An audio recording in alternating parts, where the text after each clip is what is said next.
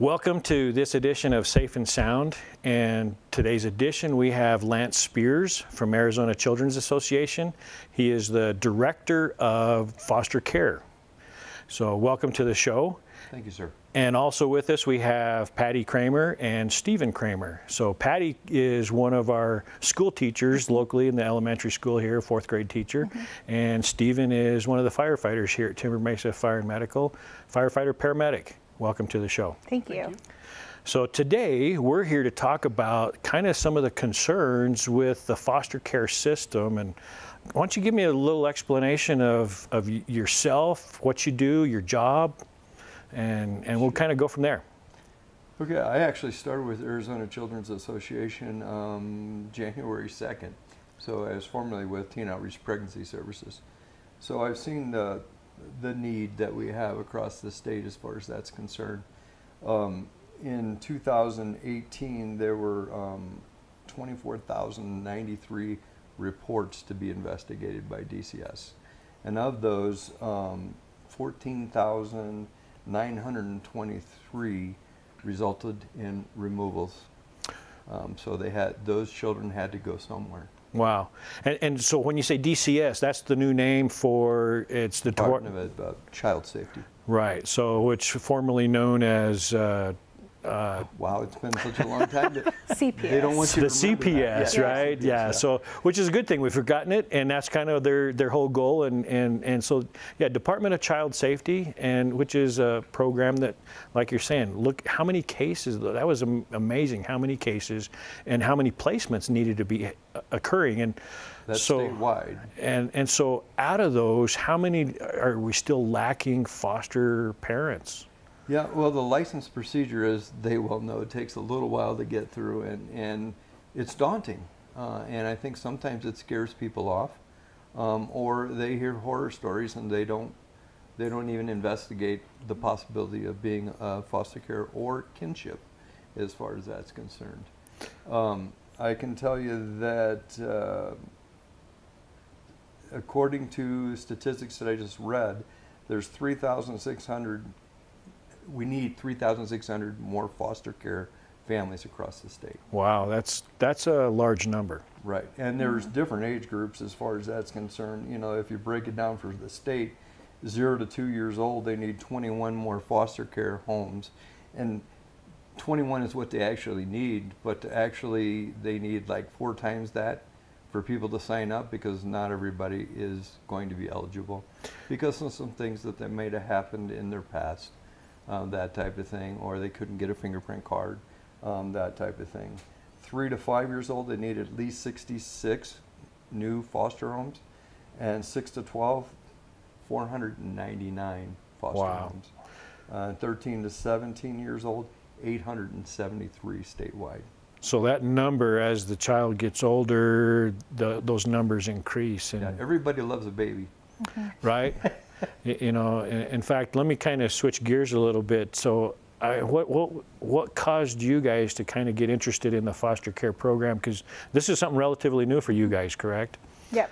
You've been doing it how long? We actually finished our licensing process in the very end of July or beginning of August.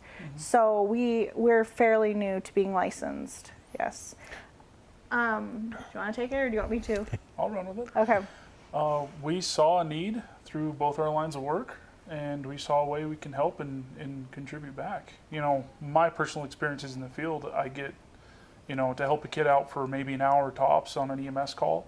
This way I get to build on lessons learned previously, and I get to learn just as much as the kid. And I actually feel like I'm doing more good this way than I typically do. And so what were some of the steps, hurdles that you had to jump through to get to become foster parents? The first thing we did was reach out to a licensing agency. And you can go to the DCS's website, figure out who licenses in your county. Arizona's Children's Association licenses in Navajo County, so we went through them. And then you'll meet your contact for the area. Ours is Kristen Padilla, and you can, she'll tell you what to do next, how to start classes, what inspections you need to have done, any paperwork you need to have filled out, what the requirements of the foster parents would be as far as fingerprint cards and such. So, in fact, I think part of that is you had to get a CPR card. So even though being a paramedic, still had to go through the process. Of course, we do that kind of training, you know, all the time anyway, because of our medic and EMT licensing. But kind of interesting. I remember when you approached me several months ago, I need a CPR card. You know, but I mean, so it's not something that you just get thrown into, here, good luck, and you got some people out there to help you. We do. We have multiple contacts. We can ask for help in any situation, small to large. And I've had to make that contact with our licensing agent and her supervisor a couple of times now, just to make sure we're doing things correctly, to make sure the family's doing things correctly, DCS is doing things correctly. We have a huge support system. Nice. And so all these families, they're vetted.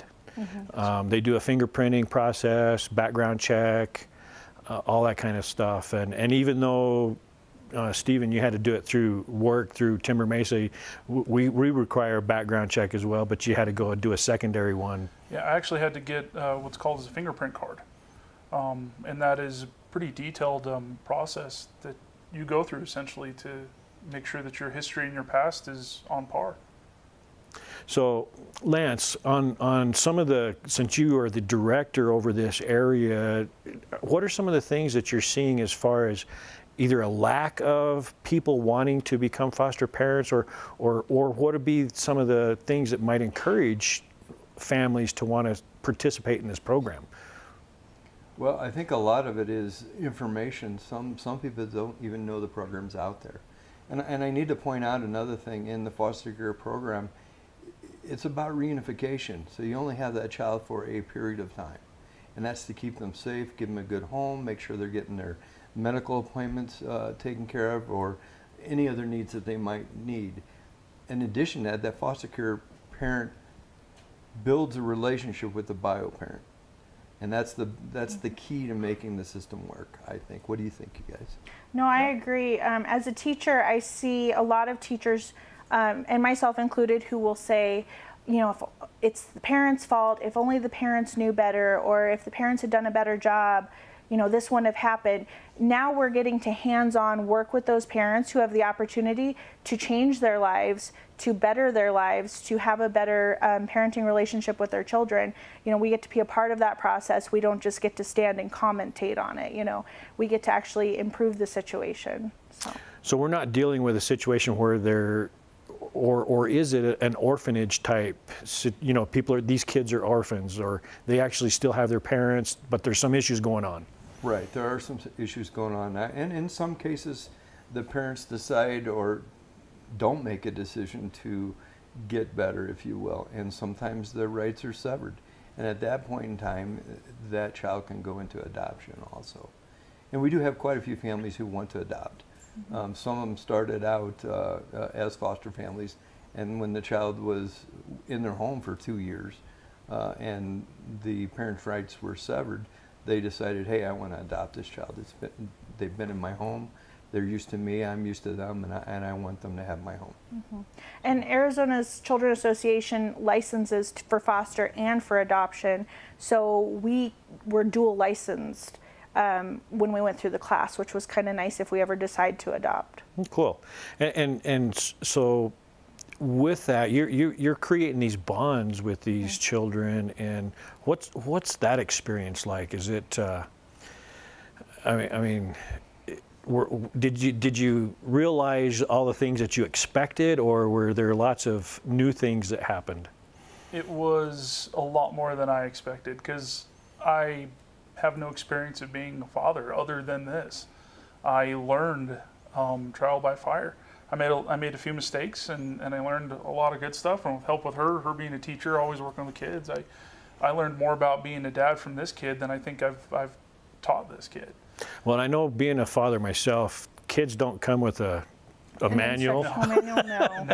No, and each one of them are different, and so yeah, but there's rewards, but it's not all peachy and hunky dory. Do you have your bad times and good times? And oh yeah. Yeah, you know, the classes did a good job of preparing us for what type of child might come into our home as far as trauma or medical needs or emotional needs. But they don't, I mean, they tell you there's going to be appointments, but they don't quite, until you're living it, you don't realize how many appointments a week you might have for this child depending on their individual needs. So our lives are appointment after appointment after appointment, and we happily do it, but it does get tedious after a while. It impacts your life. It does, every day of our life. It's not just, oh, we'll take the kid with us into our lives. We are now in this child and his family's lives or her family's lives for the long haul. Right. So. But you also have to think of the good you're doing, the impact, the potential lifelong positive impact you could be making. Right, and going back to those numbers of how many children are still looking or needing a place to go, and you know, now even if it's just only one child that you can help, look at the good that you can do to impact this child's life. And you know, and I know I work a lot in the schools myself, and going in there, and the work that we do, you know, if we make a difference in one kid's life, you know, are we doing our job? I think so. It's one step at a time, one kid at a time, right? So as far as you know, other things that Arizona Children's Association, are there other things that you provide, or I mean, what are some of the benefits of trying to encourage families to look at participating in this program? Well, as they were talking, there is a foster parent college, and it's basically, it seems like a college. I actually sat through it not too long ago, and it's jam-packed full of information. And if you can remember half of it at the time you need to, it's very important. But it also talks about where that child is at. You know, they're coming into your home. What is a trigger for that child? Does it go back to something that happened in their home? So we learned the triggers of the children as far as that's concerned. I think that was one of the biggest things that came out. You know, you have a 6-year-old that all of a sudden acts like a 2-year-old. Chances are the abuse or the neglect happened about 2 years old. So you're dealing with a 2-year-old, not a 6-year-old anymore. So you have to change that mindset. Whereas a lot of, you know, when I'm growing up with my son, it's like, come on, son, you're 2 years old. Act like you're 2 years old. It's like, well, he doesn't know what that is. And I think a lot of the biological parents didn't have really good upbringing sometimes. And so they don't know how to parent a child. And so when that child comes into your home, you have to figure out where they're coming from, what their triggers are. You know, maybe it was, you know,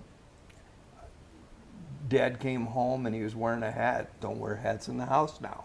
You know, that type of thing, that may trigger the child. But it's understanding where that child is coming from, I think. 100%. Yep. And dealing with behaviors of children is kind of, I know you deal with that on a daily basis at the school, and especially, I mean, the size of classes that you're having to deal with these days is, they're large classes, and when you got multiple personalities and behaviors, it can be difficult. But to kind of translate that back into now home setting, does that make a difference in being able to assist this child and help them change their behavior? And huge. I rely on my educational training every day to handle not just academic situations, but emotional situations. What's causing this meltdown? How can we de-escalate this meltdown? You know, how can I help him with certain situations? I'm constantly going back to my teacher training and, oh, I had one student that this worked, so I'll try this, you know, so for sure. Right. And you know, and with those different events or whatever you want to call it, incidents that you might have, whether they're and almost would you kind of look at some of these children like this as being kind of not so much like a bipolar, but they have their highs and their lows, don't they? They're dealing with, I mean, because in most cases, they're coming from families that have not had the best of situations, and so I think there's like an inner turmoil we see where There's the child who wants to be the normal child who's happy, healthy, loves where they're at. And then there's that child who remembers what it was like when things were bad. And they're constantly going back and forth with, am I allowed to be happy right now because I remember that time I wasn't? And what does that time I wasn't happy mean to me? Is it gonna, it's... I bet that's kind of frustrating in some cases. Yeah. And Yeah. It's tough because after the first few weeks we had our placement, I started to recognize certain behavior models, and I was like, where have I seen that before? And I started to think about it, and I seen it with coworkers. These kids have been put through the ringer. These kids are not normal kids. When they have these outbursts and these outrageous behaviors, these kids have seen a lot. They've been through it. Mm-hmm. They haven't had the opportunity to be normal, like say a child who's lived in a standard family. And I think in a lot of cases they probably haven't gained the tools necessary to cope. And how to understand and deal with their own frustrations and to be able to come out successful in whatever the situation might be. I can remember you guys came out. We have our turkey run, so and I remember that. I don't know how long you'd had. Not long. But seeing the smile on his face, and and being able to participate in an event that there's other children around, and to me it looked like you guys and he was having a great time, and I think creating those events and being able to foster that type of atmosphere is huge in a child's life. Because how often did they actually have experiences like that? And I know in my own family, it's not the big events that we remember. It's all the little small ones and things like that. So, and I think it goes back to also the co-parenting also, because when the child goes back and visits their mom or dad or grandparents or whoever it might be. We have to let them have that experience, but a lot of times they come back a little bit more traumatized, if you will, but each time it gets better, I think. We refer to it as taking 2 steps forward and then 1 step back. We're still making forward progress, but seeing family members can trigger past traumas, or maybe trigger that emotional of, I miss my family and I'm not living with them now. Exactly. So we just we help the children as much as we can through that process of understanding it's okay. We're here, they're still there. We're working towards you getting to live back with them. Things will be better. And then staying with, we try to stay in a good relationship with any families we might be working with, because our placement needs to know we're not the enemies. DCS is helping the situation. Because we're trying to get everyone in a happy family once again. So it's a huge team effort. Yes, huge team effort. And it goes back to it takes a village. It really does. We are part of the village, yes. Yeah. We are not ever going to try to take a child. We are there to make sure the child is happy and safe wherever they're best fitted. Well, and it sounds like that the child, not only the child getting education and learning how to cope and gather those tools, but you're also working with their family and their parents in particular, because maybe they never had the opportunity, they didn't get that training in their own homes and growing up, and you see that a lot, especially in our line of work. We come across those situations that not so pleasant, or and you feel and want to help as much as you can. Here's a great opportunity to create that team approach. And these kids, and you've said this to me a couple of times, these kids don't want new parents, they want their parents, but they want their parents to be better. Right. And I got kind of in my own situation. I have 2 of my grandkids living with me, and they spend time with their parents, and in some cases it's a little bit limited, and because we're in a different situation, we have the opportunity. We're have the ability to spend a little more time with them and getting them to school and between our work schedules and things like. But like you said, it's tough. You know, it's not like when I was growing up, my mom stayed home, never worked. My dad went to work, but how hard is it to have a single family income and survive in this day and age, you know? And even with those families where these children are coming from, it's difficult, you know, so. And that's one of the great things about when you sign up to be a foster parent is you can actually pick and choose what type of child you're able to take on. So if we are both working, we were age to take on a school-age child because then we wouldn't have to worry about daycare, things like that. So you can almost choose the child that will fit your life. So if you're eager to help, you can find a way to help. It doesn't have to be where you need to be able to take anywhere from 0 to 18, you know, or only boys or only girls or so. Right, and what I understand too, Arizona Children's Association can help out with some of the offsetting some of these costs and things like that, and we help find the once you become a foster parent, also you do get a stipend from the state to help with the expenses of that child. You know, sometimes it's enough, sometimes it's not. That depends on how many clothes they need, how quick they're growing, food, diapers, those types of things. And so we try to find resources within the community to help out with that also. You know, and one thing I know about our particular community, we got a lot of people that like to help. But we still need more families to actually become foster parents and take on that role of being a foster family. And is there requirements to become I mean, do you have to be just only a married couple with no kids? You can be single. You have to be 21 years or older. Okay. That's really what it comes down to. You have to go through all the checks, the background checks. We have to figure out if you've lived out of state, what state you lived in. Then we have to get a record from those states saying there's nothing there, or if there is something there, we need to have a discussion about that. Driver's record, I think, has to be pretty clean as far as that's concerned. Trying to think what else. You do have an inspection of the home, which the state comes out, looks at the home and says, okay, you need to put that firearm away. It needs to be locked up.